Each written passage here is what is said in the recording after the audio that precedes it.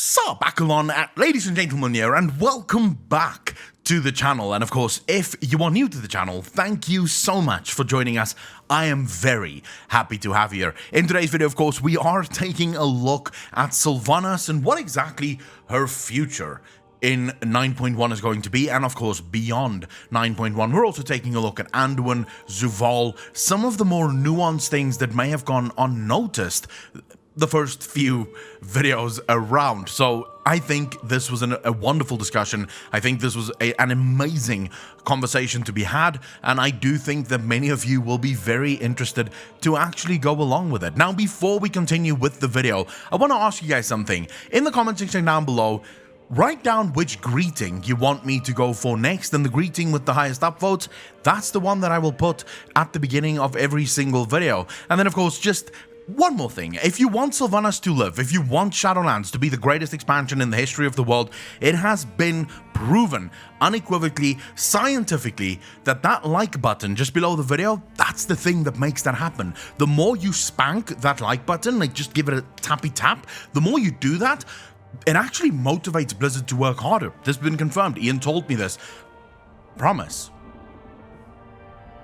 Of course, if you want to be one of those people that go above and beyond just the like button, Patreon is where you want to be. Exclusive content, exclusive podcasts, exclusive early access, everything is exclusive there, and it is where you want to be if you want the absolute most lore out of it. You can also join me over on Twitch, link in the description down below, every Tuesday to Friday. But before we get into the video, and I know that I've wasted a lot of your time, let me tell you just a quick second about today's sponsor. This video is brought to you by Skillshare. Now, if you're like me and you have a ton of hobbies, you have a ton of interest, but you have literally no time to go and Google everything you need to know how to develop, how to make that interest or that hobby into something that actually makes sense and something that you can show your friends and go, ooh, look at this thing. I'm very proud of this thing. I made it myself. Right now, if I were to show my friends what I make myself, they would laugh at me, so I don't do it. This is where Skillshare comes in.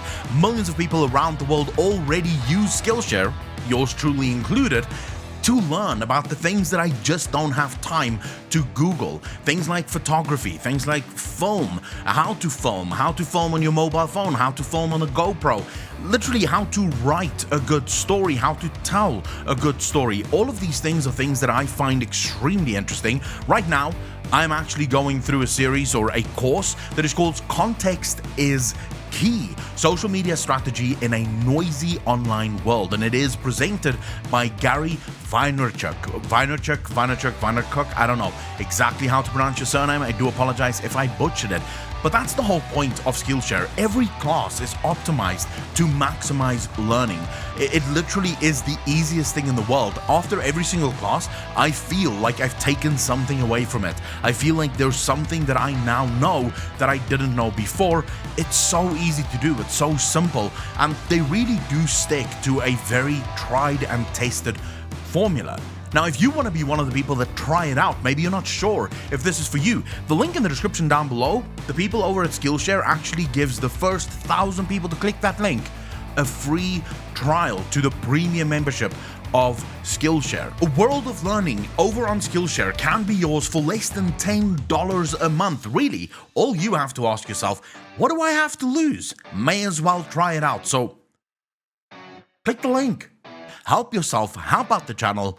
And as always, thank you so much, Skillshare, for making this content possible.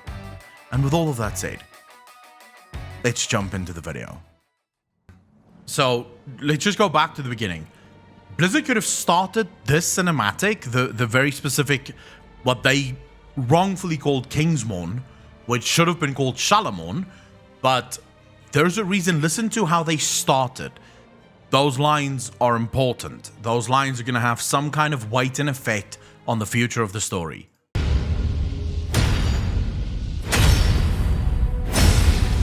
Look around you! What makes you believe you're not just a weapon to achieve his ends? Enough!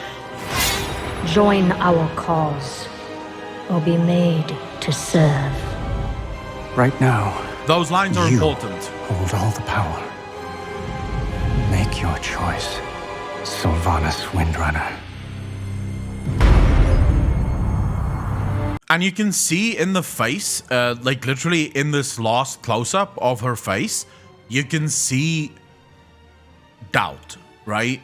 That is not the face of someone with conviction. We spoke about it when we saw this original cinematic. Sylvanas' face lacks conviction. It's as if she has to constantly convince herself this is the right way to do it, right? She's constantly reaffirming that this is what she has to do. But this final close-up clearly doesn't show a face of someone that has conviction, this is what I'm going to do. Make your choice, Sylvanas Windrunner. It's almost a sadness. There's almost a sadness in her face. Despite all our efforts, the Maw continues to grow. What if Denathrius' treachery is irreparable? The Primus is lost, and Bastion cannot save the Shadowlands alone. None of this should have happened. Perhaps the Winter Queen could... My Archon, a living soul seeks an audience. A mortal? A king. By all our measures, one who has spent his life striving for justice. One who would give anything to... I wonder if there's a truth in the words that she speaks there. Sorry, I didn't even intend to do a breakdown of this cinematic once again, but is there truth in the words that she speaks here? Listen to this again. My Archon, a living soul seeks an audience. A mortal? A king. By all our measures, one who has spent his life striving for justice. One who has spent his life striving... Do you guys think I'm reading way too much into this? But why those lines? One who has spent his life striving for justice. Is Blizzard sort of in a roundabout way trying to tell us that what happened to Zuval was not justice? Yeah, they could be telling us that Zuval is the one that is striving for justice. By all accounts, one who has spent his life striving for justice, maybe this is a conduit for something deeper, something bigger. It might just be by accident, right? They might just be sort of highlighting who Anduin is, and that is fine. But the fact that it's in here, Blizzard chooses. So just again to reiterate this, I've had a personal one-on-one conversation with Terran Gregory, literally the maker of these cinematics, and while he never spoils anything and he never gives away any sort of details on anything, he leaves that up for us to discover. He told us straight up, nothing in these cinematics is there by accident. If it's in the cinematic, it's because they wanted us to see it. It was the focus for them, was that needed to be there, we needed to see it. So they're very careful on how they make these cinematics, on making sure that nothing is in there by accident. So I'm just wondering if that is just a line to reaffirm who Anduin is, or if that's a line about what happened to Zuval, and that what happened to him was not justice. One... Oh, Alieneth, yes, absolutely. That line must have a meaning. It wouldn't have been there if there was no meaning to it, right? Everything has a purpose. Everything is there because it has to be there. Who would give anything to serve his people. One whose heart is true. Very well. He may approach. One whose heart is true. One who would give anything to serve his people. Let's just quickly imagine for a second that they are speaking about Zuval in this. Remember, they did test Anduin before they sent him to the Archon. Let's imagine that this is, in fact, what they're seeing is. Let's imagine that they were talking about Zuval as much as they were talking about Anduin. So there is an extension there. This line becomes even more important. To serve his people. One whose heart is true. Very Maybe in reference that the Archon, the Winter Queen, the other Eternal Ones, their hearts isn't true? Maybe they are the ones filled with deceit. Maybe they are the ones deceiving. I mean, it's entirely possible, right? I'm not saying it is the case that they're talking about Zuval, but the fact that those lines exist within the cinematic, and this, by the way, is the danger of looking or watching cinematics with me. Every single time I watch a cinematic, something new pops out, which forms a new idea. So it's been sort of hinted at in the past, and it is very true. Akalon might be one of the only content creators that can make 60 videos out of a single cinematic. Very true. Over the course of this expansion, I can guarantee you this is not the last time that this cinematic will be the focus of a video, because yes, every single time I watch it, something new pops out, and I would be damned if I don't highlight that this could be something, right? That this could mean something. So I'm just sort of wondering if maybe that is a line, almost like a stab at the Eternal Ones. very well. He may approach.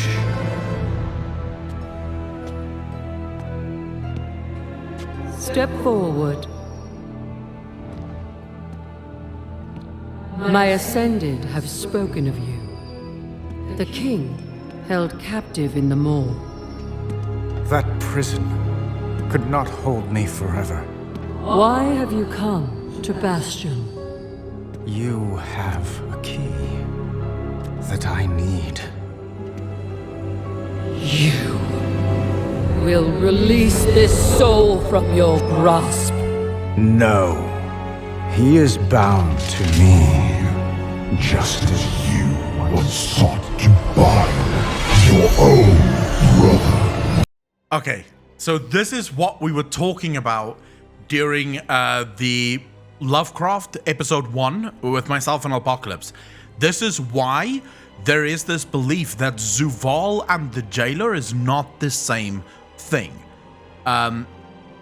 In this is very clearly Zuval speaking. This is not Anduin speaking.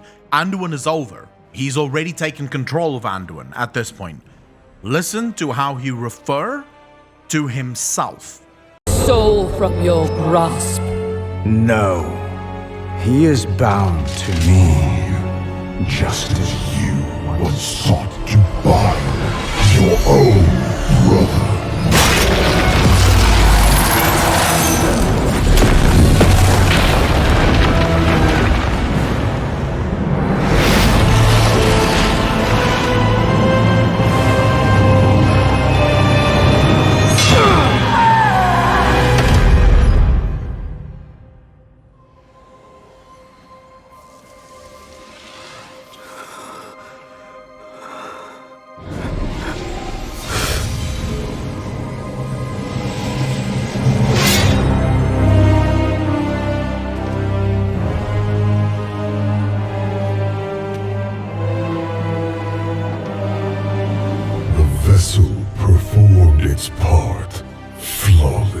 Zuval refers to him here as the vessel. In other words, a vessel is something empty that you can put whatever you want inside of it, right? The vessel doesn't have its own personality, wouldn't form its own thoughts. A vessel is a vessel. It's a vehicle more than anything else. So the fact that he says, right, just as you once sought to bind your own brother, right, suggests that was 100%, right? That was 100%. Zuval speaking there. That look of horror is heartbreaking. It really is. You can see the anguish on Anduin's face, realizing what he had just done, and not necessarily, he has no control over this. You can see how he's pushed back down in that instance. But this comes, we now get to the part that I wanted to show you guys from the very beginning. 3 keys remain. Sylvanas' face is a major focus in this, right? You have to look at her face. She's questioning this. She is clearly not sure. And if you go back to the beginning, where Anduin asks her, how do you know that you are not just a weapon to achieve his ends, right? Everything about this scene sets up a potential for why Sylvanas will ultimately turn against the jailer. She needs to turn against him because what he is doing now is the very thing that she hated. Right? It's literally the very thing that she hated is this. 3 keys remain. Then they will see. She's not excited about this. Was never meant to be chained. Then they will see. Death was never meant to be chained. Death, this is, and I've said this before, I'll keep saying it, death was never meant to be chained. I genuinely do not believe that he is speaking about himself in this regard. I do believe that he is speaking about the entity of death, most likely their brother. He is speaking about their brother, the one that they chained, Death, the eternal one of death. During the last Lovecraft episode, episode 1, I made this very clear. I believe that every single Titan on the Pantheon serves a different entity. They're not all the same. They're not all supposed to be on order. So, for example, I believe that Sargeras is in fact, he was always meant to be a foul Titan. He was simply sort of reaped up by, or scooped up by Aman'Thul and made a Titan of Order, but that's not necessarily where he was always meant to be. Now, the same could be true for the Eternal Ones. You could have had Eternal Ones of Life. So the Eternal Ones and the Titans may not even be brother and sister. They may be opposing sort of planet-sized characters, right? So cosmological level characters, but they're not the same. They're very different. And so Zuval, their brother, is the only one that used to be the Eternal One of Death. They chained him because of his doings, because of how he approached his position, his job within the universe. At least that is how I read this. You could have a different opinion, you could have a different thought on this. So that's sort of my big brain take on what is happening here. What is yours, chat?